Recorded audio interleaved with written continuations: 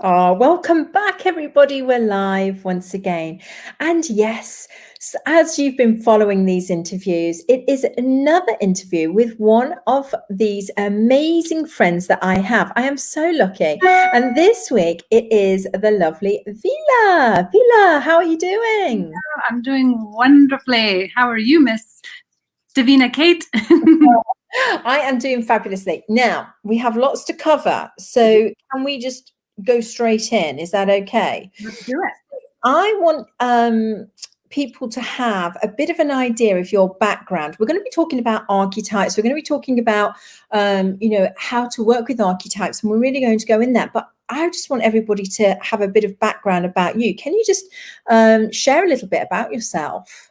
Sure. Well, so first of all, I'm Greek. And so what that means is I'm immediately predisposed to the world of archetypes, right? Maybe not. But, coming from that world of, Greek mythology and just all those sort of standardized patterns and ways of operating. So I have been working in the world of the healing arts for the last 20 years. And I'm also a mama of two amazing little people. And, those two things have really shaped me significantly. And, I feel like I'm one of those who's always been seeking. I've always been searching and learning and wanting to understand more. And so, I came to the world of archetypes really, generally early on. And then as I started to understand through my own journey of self-healing and self-discovery, the power of how archetypes can serve us. And then specifically, in the realm of education, in the realm of like how we can expand ourselves, how we can help shape ourselves through the work of archetypes. So I started in the realm of education. I worked in higher education for about 10 years. And I thought I was on a fast track to a PhD. I was going to be a professor at a university. And, I was into the world of higher education, and lo and behold, a series of interesting unfoldings. And here I am as a guide in the mystery school, which, oh, what is that I do? Higher education, just in a very different kind of way.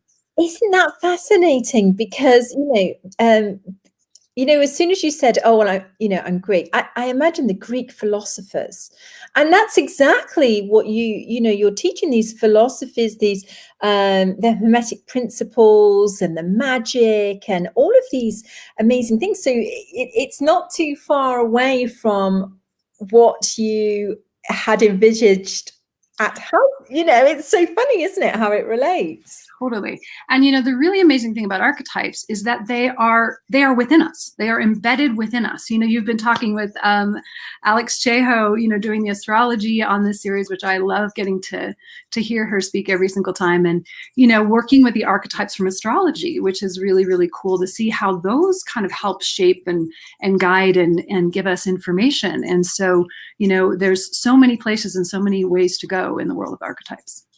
Okay, so let's start from the beginning, because there's some people that are going to be watching this interview have no idea what an archetype is. Yeah. They might not have any direct experience of that or understand what. So can you give us a basic, what is an archetype? Yeah. So very basically said, it's a pattern. It's a pattern or it's a blueprint. You can think of it kind of either way. And it's a pattern or a blueprint for something to follow and take place. Mm-hmm. So, oftentimes most people have heard of the realm of archetypes from literature, for example, whether it is mythology or, studying something like The Power of Myth by Joseph Campbell, right, where you start to tease apart the archetypes. So we find them in stories: the archetype of the hero, the archetype of the villain, the archetype of the king or the queen, the benevolent ruler, the joker, all of these sort of character types in a story are really, really what they are archetypes. They represent a particular pattern or blueprint, a makeup of an expression, specifically of how we can be living, in our lives, right? There's a lot of different complexities in the world of archetypes, but that's kind of the simplest way to understand it as far as, how it relates to us as humans living our lives. I love that. So, way before before people had televisions and what have you, people would gather around and they would have stories, and some say mythical stories, some say fictional, some say, real stories. But we have those, as you said, these characters or these archetypes, and it gives us maybe sets that fire inside of us. I want to be like that. I want to be the hero, or I want to be, the queen. Obviously, I want to be the queen. Exactly. And our modern entertainment industry is completely built on this, right? Where what makes a good film, or it's one where the story shows the story arc, right? The character development. It shows the journey of that archetypal principle through, that character and the archetypes that are represented there through that journey of transformation and into resolution, into something higher, into something better, into something, more in integrity or truer to what that character is really about. So that's amazing. So what you're saying is that, so if we have these archetypes in our life, it gives us an idea or gives us inspiration or a blueprint that we can follow. Mm-hmm. So how important are archetypes for us growing up? The type of archetypes that we have presented to us. I mean, absolutely essential. The thing is, Davina, Kate, they're everywhere. And, they are so a part of our understanding of the world that we don't even realize it. We don't even realize that we're operating in the world of archetypes all the time. And so one of my favorite things to do, and, I was doing this long before I came to the mystery school, but is to help educate people in the realm of archetypes and to start to understand, what are the archetypes that I sort of default to? What are my typical kind of archetypes? So, for me, I'm a teacher. So I very often embody that archetype of a teacher. So, I have always, want to help people understand things, or if somebody's confused, I want to help explain it to them. I have this sort of natural tendency to follow those sort of standard ways of operating.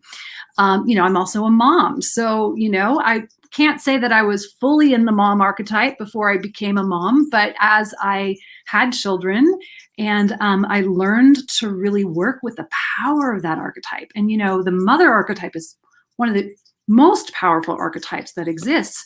And then within that, of course, there's lots of different kinds of, subcategories of that archetype, right? So the abundant mother, the like great big, mama earth kind of mother, right? And then you have, the overbearing mother, or the difficult mother, or the calculating mother, all these different sub-archetypes within the general realm of one. So the thing is, we can choose how we want to express ourselves in our day-to-day lives through these archetypes. So what I have a program that I would take people through where we would identify, what are my kind of typical archetypes that I normally kind of hang out in. And my experience is that I find people have about 3 that are sort of their go-tos. And then what we would do is we play around with trying on different archetypes. And what do you want to take on that maybe feels like a little bit of a stretch? What do you take on that it's kind of scary to step into, but you kind of feel like it is an important part of who you really are. And so we would play around with stepping into those and practicing. We do scenarios and get to try out what would it be like to walk into the room as the queen versus walking into the room as the secretary, or walking into the room as, the Joker. And so we play out these scenarios and see how, because when you come in and apply one particular archetype to a scenario, it changes everything else around it. They work kind of like formulas, they kind of work, they play off of each other. So when you have the archetype of the queen show up, all the other archetypes are going to respond accordingly. So I love that. Now, so we study in a mystery school. We have a path of initiation. We work with gods, goddesses, etc. So can you share a little bit about that type of working with archetype from a magical perspective? Yes. So absolutely love those part of it too. So in the mystery school tradition, we do work a lot with gods and goddesses who are archetypes, when we work with the goddess Isis, she is a particular archetype, and she, there's a lot that's contained within the archetype that is the goddess Isis. She's a magician, she's a mother, she's an amazing alchemist, she's a devoted lover, she's an amazing partner, she's a mistress of the moon. So when we engage with a being who is, that archetype for real, meaning the presence of that, the energy of that archetype for us that we can access and engage, it helps ignite and strengthen those archetypal principles within us. So, if I'm doing a particular kind of healing, or I'm working in a particular way where having the support of the archetype of the goddess Isis with me, helps in a particular way, then, calling in that energy, which is what, the tools from the mystery school and the initiations allow us to do. And so we can, bring those energies forward and be the physical expression of that archetypal principle, that god or goddess that is here with us. And so we get to work in conjunction with them in a really beautiful, amazing way that benefits not only, if the people we're serving, if we're, serving in the form of, a healer or teacher or something like this, but also for us, we get to have that, the alchemy that happens, the growth and the development that happens because we rise to a higher frequency through working with these archetypes. Yeah, I mean, it's pretty special, isn't it? It's pretty special when you start, breaking that down and just, having that access to such magic and such power through these archetypes. Can you tell us a little bit about the Greek archetypes, and and why they were so important and why they are so popular still? Yeah. Because I remember growing up and watching, movies or being told the stories, and they're still being told now, aren't they? This, the Greek mythology and Olympus and all the rest of it. So why is that? Yeah. So part of, what is so true in the world of archetypes is that, they live within the psyche, they live within us. So our entire understanding of physical reality is built with these archetypal principles. So, the Greeks did an amazing job of really honing in on what are those archetypes and how can we work with them such that they're going to give us greater capacity for what we're trying to do in our lives. So, back in ancient times when, the religion was also based on working with these gods and goddesses. And they had such a tradition with it. They had built it up over time. And so when they would invoke these gods and goddesses and when they would work with these archetypes, really amazing things would happen. It's like when you think about the energetic impact, it's like how deep of a, if you think like a chisel, right? Like how deep and how far can that chisel hit through, cut through. That's kind of how these archetypes work. When you're looking at energetic impact, it's like it's got that edge in it, and it's impactful because of how precise it is and how strong and how built up it is over time. So the ancient Greek archetypes have been used in story and the myths, and really it's about us understanding ourselves. It's about us understanding the psychology of what it means to be human and how these different archetypal principles interact. So in the mystery school tradition, now we work a lot with the universal Kabbalah and the tree of life. And, that's one way of really understanding how these different archetypes they're all there. They're all present for us. And then we start to understand the relationships between them. And that's what the Greek myths and stories really we're teasing out. So you were asking what some of them are. So there's the Olympian gods and goddesses. So, king of the gods, we have the god Zeus, and who in his Roman counterpart, and, from astrology and that side of it, is Jupiter. And so that energy is the benevolent ruler, the strong masculine, the one that's looking over it all, the thunder god. He's got the lightning, and you don't want to mess with that guy. And at the same time, he's the one that's going to be bestowing the blessings and kind of keeping that oversight.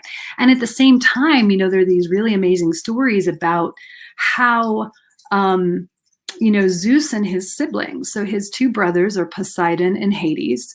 So Zeus is the god of the sky. And like I said, the king of the gods, his brother Poseidon is the god of the seas. So he corresponds to Neptune in the Roman tradition. And then we have Hades is the third brother, and he's the god of the underworld. And so right there, you've got these three, you've got the sky, the sea, and the underworld. And so there are these three sort of regions of reality that these three brothers that are the, kind of core group of the gods represent. And then you have the three sisters that also are part of this group of siblings. So the eldest of all the siblings is the goddess Hestia, and she's kind of the one who's perhaps least well known of the whole crew because she's a little bit subdued.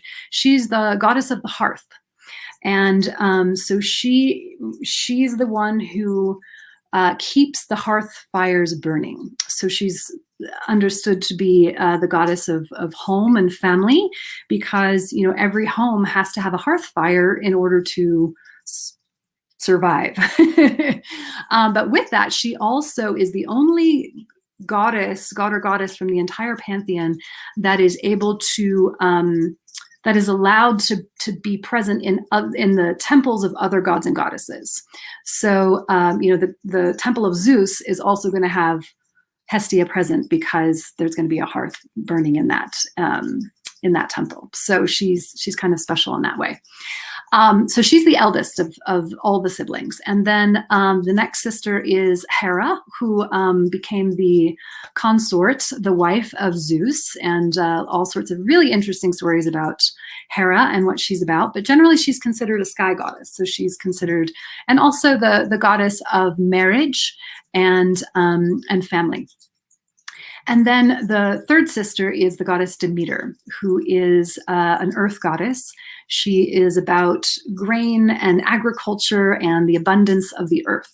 And her daughter is Persephone. And so you may have heard the amazing story of the descent of Persephone and the return of Persephone, and that's the cycle of the seasons and the return of spring and every year this magical process, which interestingly enough is also what the Eleusinian mysteries that were an ancient mystery tradition in Greece were based on, was the Demeter Persephone story. So those are the six kind of, core Olympian gods and goddesses. And then we have like the goddess Aphrodite, who is one of the daughters of Zeus. Athena is another daughter of Zeus. She's a goddess of wisdom and strategy. Then we have the twins, Artemis and Apollo, who often represent the sun and the moon. They are also children of Zeus. Who else do we have? Dionysus is another son of Zeus. So he's the god of, generally he's thought to be the god of wine and revelry. But, he's an earth god. He's about fertility. And, so when we do celebrations of like Green Man, for example, in our Wicca tradition, we're working with a Dionysus-like archetype. Let's see, did I get 12? Oh, Hermes. Oh my goodness. Oh, Hermes. Wow.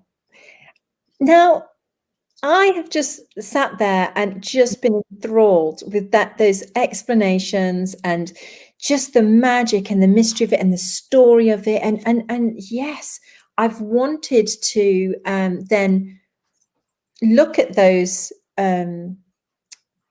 patterns that they represent, because it's a story, because it's something interesting, because they feel tangible, because it's and all the relationships between them and everything. And I can't imagine a better way to start working on, you know, ourselves, especially as children. Children would love this. And they do.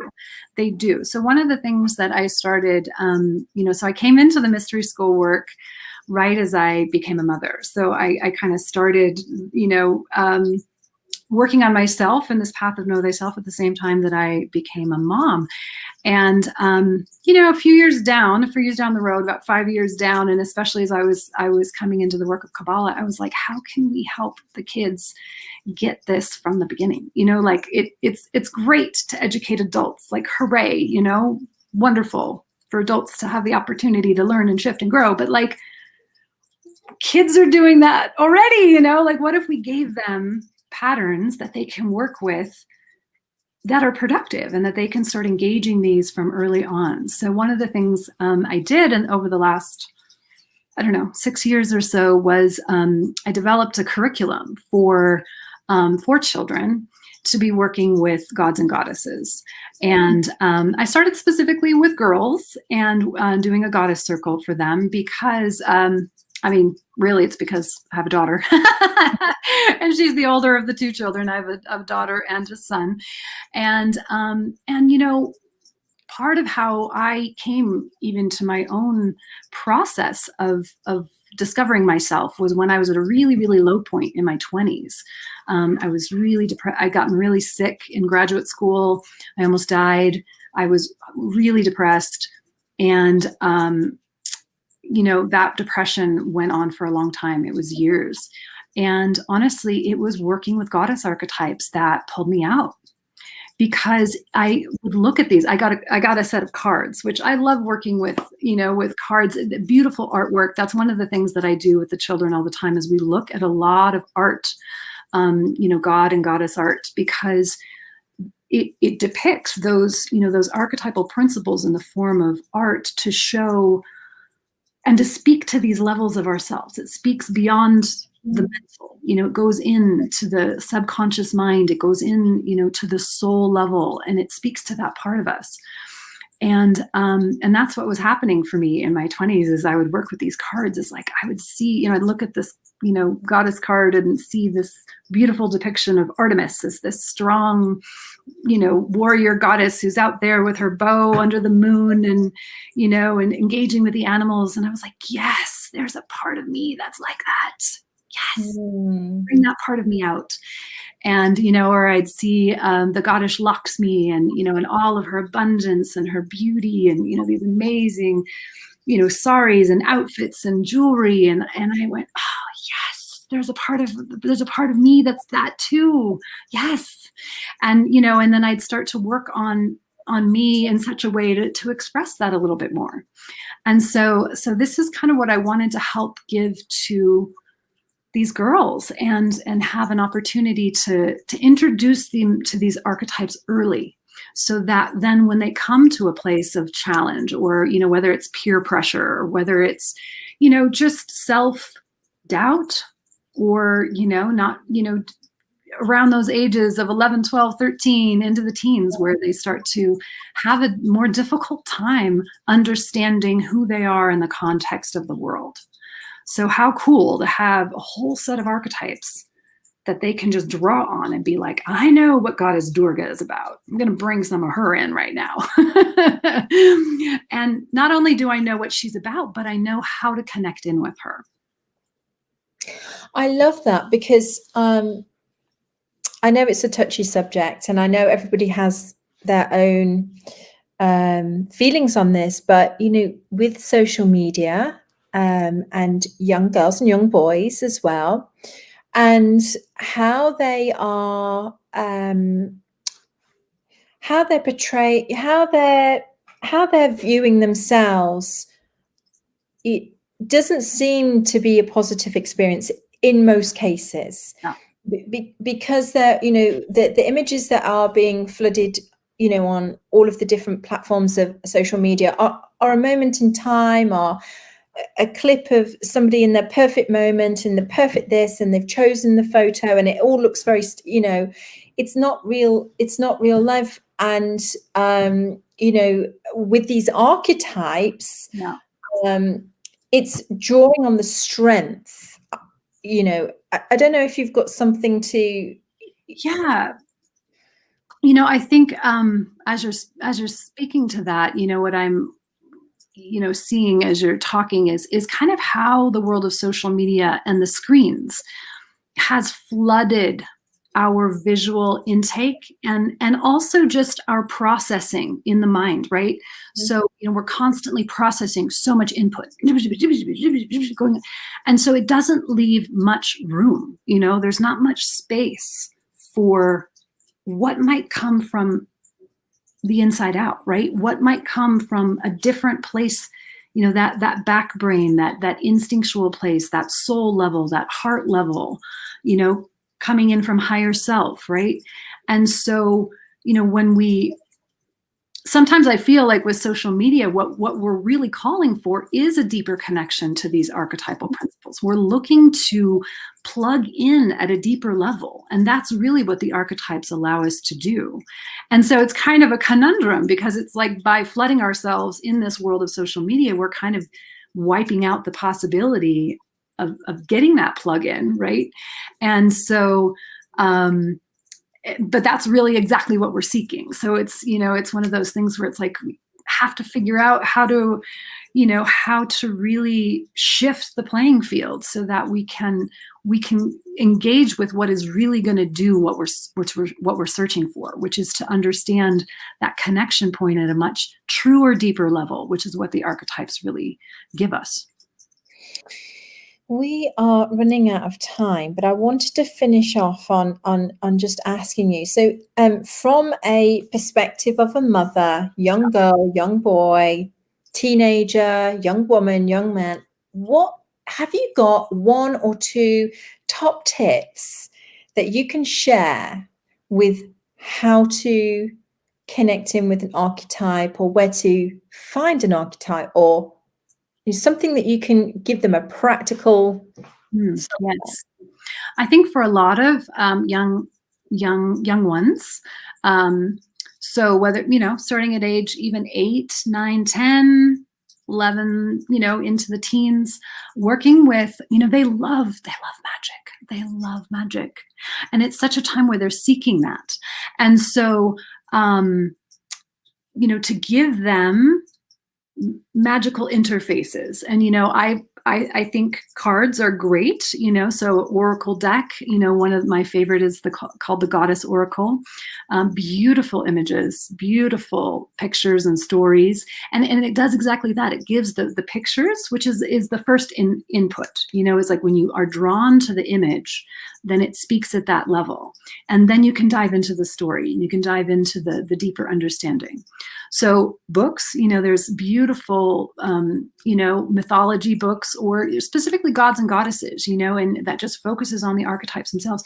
Because what will happen is, a young one will pick that up, at a time of, I don't feel really great, but, I just need something, and you can grab a book or grab the cards, and it starts to work on them and work with them in a way that they won't even be able to put into words. It works at that deeper level, and can really shift how they're feeling, and give them hope, and give them, strength, because they're seeing how these archetypes play out. They're seeing these expressions that they do recognize kind of at some level within themselves, and feel like, oh yeah, okay, that's something that I too can reach for and make happen for in my life too.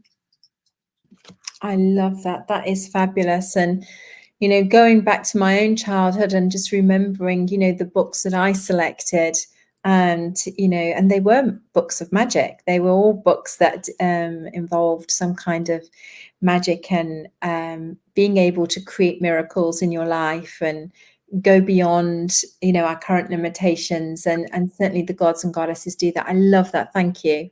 I know that's going to be very helpful for lots of people out there.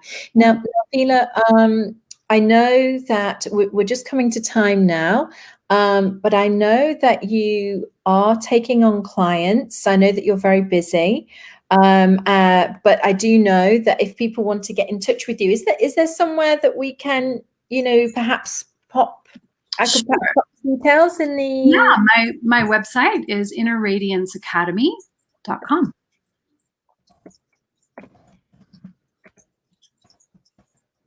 And I'm just in the process of putting together more of turning my goddess work with the girls into an online format. So we'll have some opportunities down the road if people want to get involved with having a curriculum to work with, having stories and games and embodiment processes that they can do with their kids for working with gods and goddesses. That'll be available soon. That'd be amazing. Thank you so much. And if you are in the Colorado area, is that... Yes. Then call Vila and check all of her classes out and her sessions. You won't be disappointed.